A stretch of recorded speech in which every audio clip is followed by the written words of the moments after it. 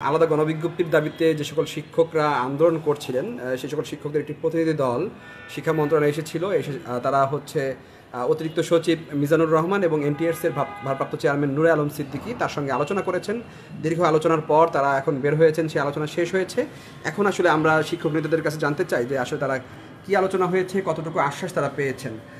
বাবলু ভাই, আপনার কাছে একটু জানতে চাই যে আপনারা তো দীর্ঘক্ষণ অতিরিক্ত সচিব মহোদয় এবং এনটিএসসির ভারপ্রাপ্ত চেয়ারম্যানের সাথে আলোচনা করলেন, আসলে আলাদা গণবিজ্ঞপ্তির সম্ভাবনা কতটুকু দেখছেন, তারা আপনাদেরকে কী কতটুকু আশ্বাস দিয়েছে? আমরা প্রথমে আমাদের যে আলাদা গণবিজ্ঞপ্তি সেটার দাবি জানিয়েছি। উনি আমাদেরকে যেটা বলছেন, আমাদের মিনিস্ট্রি থেকে আমাদেরকে যে কথাটা বলছেন, ওনারা বলছেন যে কি এটা আইন কভার করবে কিনা, অথবা আবার বলছে যে কি আপনাদের জন্য একটা সফটওয়্যার যেহেতু রেডি হচ্ছে অপেক্ষা করতে হবে। আমি অপেক্ষার আর সময় নেই, আমাদের অপেক্ষার মতো আপনারা সব কিছু জানেন। আমাদের শিক্ষকরা খুব কষ্টে আছে এবং খুব ঝামেলা আছে, আর একদিনের জন্য আমাদের অপেক্ষা করার অবস্থা নেই। এই কারণে আমরা এক সপ্তাহের ভিতরে আবার এই মাঠে আন্দোলনে আসতে হচ্ছে। তখন স্যারা বলছে যে তাহলে আমরা দেখি আইন, এরপরে নীতিমালা বের করছে। নীতিমালার কিছু আমাদের যদি এরকম কোনো সুযোগতে কোনো সমস্যা আছে কিন্তু সেটা দেখছে, ওটার মধ্যে কোনো সমস্যা দেখে নাই। এবং ওখানেও একটা ধারা আছে যে আমাদের প্রতিষ্ঠান পরিবর্তন করে সমপদ সম স্কেলে দেওয়ার একটা সুযোগ আছে, এরকম একটা ধারা অলরেডি 21 নীতিমালাতে আছে। তো ওই জিনিসটা দেখার পরে স্যার এরপরে বলছে আচ্ছা দেখি আমি ব্যাপারটা কি করা যায়। আর যেহেতু এনটিএসসি এই ব্যাপারটা করবে, এনটিএসসি এর সাথে কথা বলি। এরপরে পরপরে এনটিএসসি এর এই যে এখন বর্তমান ভারপ্রাপ্ত চেয়ারম্যান নূরে আলম সিদ্দিকী স্যার, উনিও আছেন ওখানে।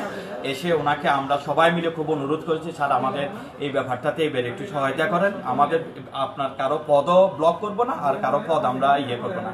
আমরা যে এই পদে যাব ওই পদগুলো ব্লক হবে, এরপর আমাদের পদগুলো আবার খালি হয়ে যাবে, ওখানে আপনারা নতুনদেরকে দিবেন। এরপরে যখন আমরা বিস্তারিত বলছি, স্যারা বলছে যে কি তোমরা আবার বিশেষ করে আগামী সপ্তাহের দিকে আরেকবার দেখা করো, দেখা করার পর আমরা বিস্তারিত দিয়ে নিব। আর এখন স্যার আমাদের মন্ত্রণালয় এবং এনটিএসসি ওনারাই ব্যাপারটা নিয়ে ওখানে এখন আসেন এবং ওনারা আলোচনা করতেছেন। যদি আমাদের ইনশাল্লাহ যদি একটা অবস্থা ওনারা এনটিএসসি যদি রাজি হয়, এবং মন্ত্রণালয় মোটামুটি রাজি আছে ব্যাপারটা নিয়ে। মন্ত্রণালয় আরেকটা কথা বলছিল, আমাদের প্রয়োজনে এখন এই ক্রাইসিস আপাততর জন্য যাদের খুব বেশি বদলি দরকার তাদেরকে হার্ড কপির মাধ্যমে হলেও বদলি করানো যায় কিনা, আজকে এই জিনিসটিও আলোচনা আছে। তবে হার্ড কপির ব্যাপারে যে এখন যে কথাটা আছে সেটা হচ্ছে এটা যদি পরে মন্ত্রণালয়ের জন্য একটু কঠিন হবে ব্যাপারটা, যারা ডিলিং করবে যদি 5, 10,000, 20,000 আবেদন পড়ে যায় তখন এটা কষ্ট হয়ে যাবে। এই কারণে আমরা বলছি আলাদা কোনো বিজ্ঞপ্তিই আসলে এখন সর্বোৎকৃষ্ট। এখন এনটিএসসিও মোটামুটি আমাদের আজকে আমরা দুঃখ সবকিছু বলছি যে এনটিএসসি চেয়ারম্যানকে, উনি বলছে আমাদের ব্যাপারটা খুব ভালোভাবে দেখবেন এবং আমরা আরও একবার দেখা করব। আর আজকের মতো হয়তো আমরা হয়তো এখান থেকে আন্দোলন শেষও করবো।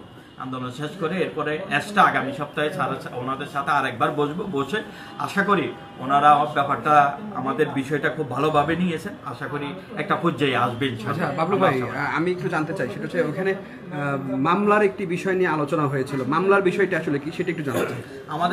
আমাদের মন্ত্রণালয় থেকে যে কথা বলছে যে তোমাদেরকে যদি এখন আলাদা গণবিজ্ঞপ্তিতে সুযোগ দেওয়া হয়, এখানে একটা মামলা আছে, যে মামলাটা যখন সমাধান না হয় ততদিন হবে না। তখন আমরা বলছিলাম না, এই ধরনের কোনো মামলা আমাদের কাছে নেই।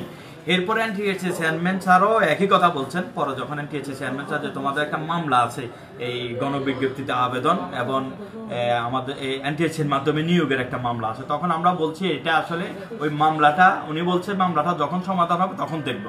আমি বলছি ওটার ওই মামলাগুলোর এখন আর মেরিট নেই। কারণ মেরিট নেই এই কারণে মামলাটা দেওয়া হয়েছিল চতুর্থ গণবিজ্ঞপ্তি বন্ধ রেখে আমাদেরকে নিয়োগ দেওয়ার জন্য, আমাদেরকে বদলি করানোর জন্য, এবং পঞ্চম গণবিজ্ঞপ্তি বন্ধ রেখে আমাদেরকে করার জন্য, নিয়োগ দেওয়ার জন্য। এরপরে ষষ্ঠ গণবিজ্ঞপ্তি বন্ধ রেখে আমাদেরকে নিয়োগ দেওয়ার জন্য। কিন্তু কথা হলো ওই ধরনের এখন কিছু নেই। যখন চতুর্থ হয়ে গেছে, পঞ্চম হয়ে গেছে, ষষ্ঠ হয়ে গেছে, মামলার মেরিট নষ্ট হয়ে গেছে, ওই মামলা দিয়ে ওই মামলা আর কোনো ওনাদেরকে কোনো ঝামেলা করবে না, এই জিনিসটা আমরা ওনাদেরকে আশ্বস্ত করেছি চেয়ারম্যান স্যারকে দিয়েছি। আচ্ছা, তাহলে আজকের আলোচনা আপনাদের কাছে কতটা ফলপ্রসূ মনে হচ্ছে? আজকের যে আলোচনা, আজকের যে আমাদের যে মুভমেন্ট আমরা করতেছি সেটা আমাদের খুব বেশি আশাবাদী। আজকে এই জিনিসটা ওনাদের এতদিন কোনো মাথায় ছিল না, আজকে ওনারা জিনিসটা সিরিয়াসলি নিয়েছেন এবং আমাদেরকে আশ্বস্ত করছেন যতটুকু করা যায় আমাদের জন্য করবেন। আরেকটা কথা বলছেন, আরেকটা ইয়ের সাথে আমরা একত্র হয়ে বসার জন্য। তো ওই জিনিসটা আমরা হয়তো বসে আমরা কিছুদিনের মধ্যে বসে এটা সমাধানের দিকে যাবে ইনশাআল্লাহ। ধন্যবাদ বাবলু ভাই আপনাকে। দর্শক, আপনারা দেখছিলেন যে আলাদা গণবিজ্ঞপ্তির দাবিতে যে সকল এনটিএসসির সুপারিশপ্রাপ্ত শিক্ষকরা তারা কিন্তু আসলেই অত্যন্ত মানবিতর জীবনযাপন করছেন। তারা দীর্ঘদিন ধরে তাদের বদলির দাবি করে আসছেন। তো সেই দাবিতে আজকে তারা আন্দোলন কর্মসূচি ঘোষণা করেছিলেন। এক পর্যায়ে তারা শিক্ষা মন্ত্রণালয়ের অতিরিক্ত সচিব এবং এনটিআরসির ভারপ্রাপ্ত চেয়ারম্যান তার সঙ্গে আলোচনা করেছেন। সেই আলোচনা শেষ হয়েছে, তারা হয়তো আন্দোলন কর্মসূচি প্রত্যাহার করবেন। আমরা সবশেষ পরিস্থিতি জানাচ্ছিলাম। আমরা চেষ্টা করব এই শিক্ষকদের যে সব দুঃখ গাথা সেগুলো সবসময় তুলে ধরার জন্য। দর্শক, দ্য ডেইলি ক্যাম্পাসের সঙ্গে থাকবেন।